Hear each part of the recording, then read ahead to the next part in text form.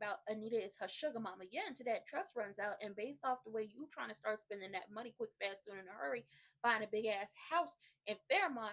Shout out to Vanessa for being your realtor, but we all knew this was gonna happen. It's a callback to the very beginning of the show when Vanessa had to come tell the people that Triple H and Evil Genuine had bought a house in Fairmont. You about to run through that money, and she's going to run.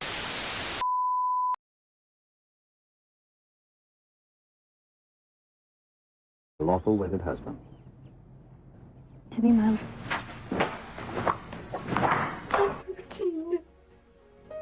not Barbara Dean's heart. With a tramp like you? Well, I know it hurts being third rate, but aren't you accustomed to it yet? Oh, Robin, I see. I myself the slut of Springfield! Of a bitch in heat. I found out myself what love is all about. Hey everybody, it's me, Nikki. I want to say congratulations to Triple H. Girl, you done made it. Okay, girl? It is astounding how you are no longer going to be the pariah in Fairmount Crest. It is. But see, I knew days like this would come. Now, I still don't see it for you. But girl, your husband was able to make a deal with the Duprees for you not to be a pariah anymore. And now Wiggy Wonder is going to take your spot. I wonder if you're going to be nice to her. I wonder if you're going to treat her nice. Or are you just going to be just like everybody else and let her falter and fall? I wonder what's going to happen. Listen, what am I talking about? If y'all didn't watch Beyond the Gates, baby, let me tell y'all something. It was messy today. Wiggy Wonder is all about the money. We knew this. We knew she was all about the money. We knew she was always going to be about the money. Now, Miss Anita did stop putting money into the trust, but the trust is irreversible, so there's no way to take that money back. But they called Evil Genuine over there, and I was like, y'all need to call him quick, fast, soon, in a hurry, because he's going to be the one to tell y'all what can and cannot be done. The trust is irreversible. That's how Miss Anita made it, because she was feeling guilty about what happened to Barbara. Now, me personally, I feel like there's more to this whole situation with Barbara, and I feel like when Miss Anita was trying to blame herself for why Wiggy Wonder turned out the way she did, had she not kicked Barbara out the group where she had, been this way, I'm here to tell you, Miss Mama's Miss Ma'am. See, they need to call me. They need to call me. Okay, I'm not even an actress by none of that, but I could be a PI. Y'all can call me, and I'm gonna tell you this: she's gonna turn out the way she wanted to turn out because Barbara didn't want her. And that is sucky to say, and I know it seems harsh. When I say it out loud, it's really harsh. But Barbara didn't want no kids. Barbara did not want her. Barbara gave her up because she did not want children. So it wouldn't have mattered if Barbara would have lived, if Barbara would have passed away by her own hand, or if Barbara would have passed away by somebody else's hand, or if Barbara would have went on to be the biggest superstar in the whole wide world. She didn't want children, and that's why she gave her away.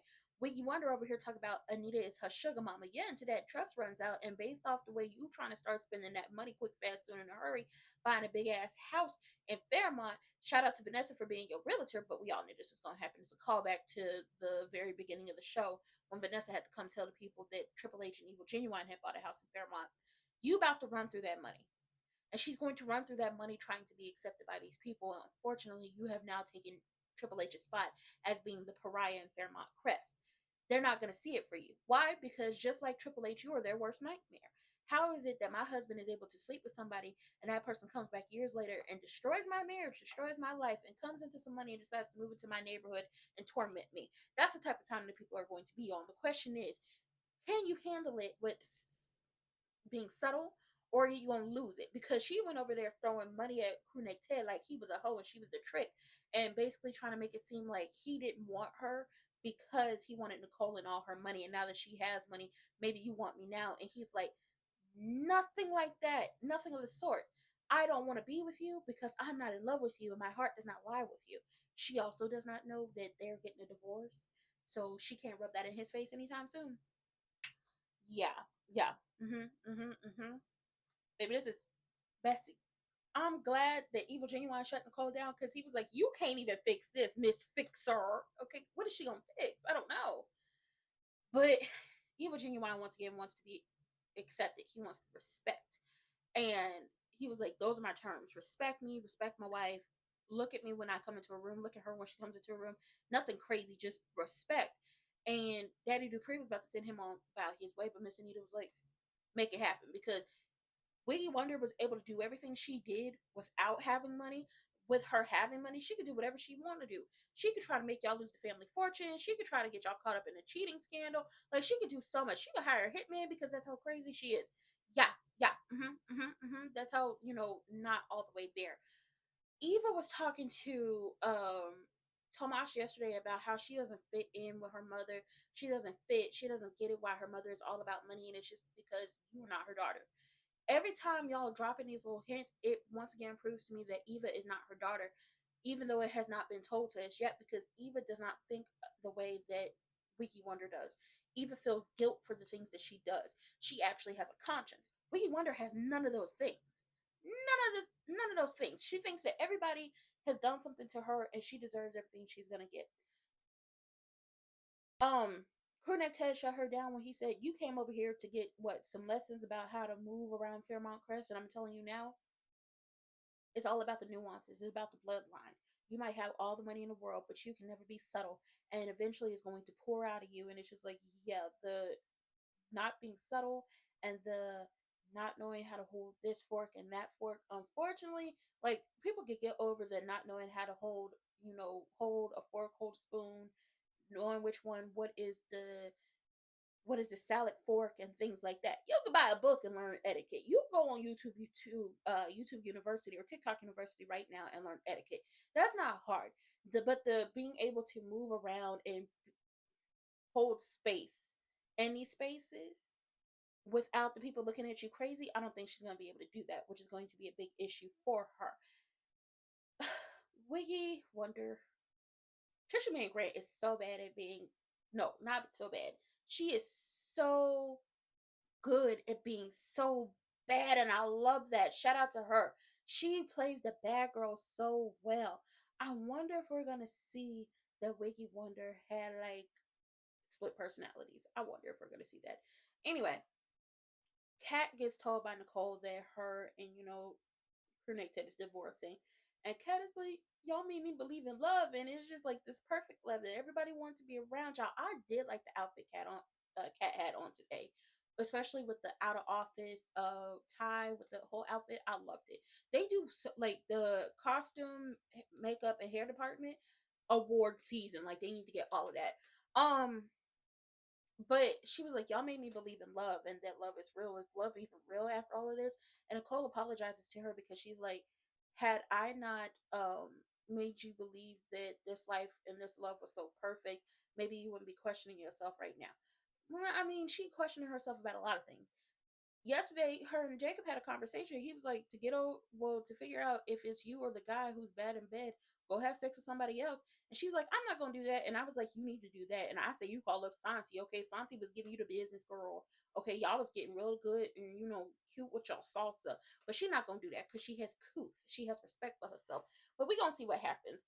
Personally, I wouldn't. No, because she's not gonna cheat on nobody because she wouldn't want to be cheated on. And I don't want her to go through this heartbreak, but can Tomas just cheat on her already so we can move her on to somebody new because they don't have chemistry?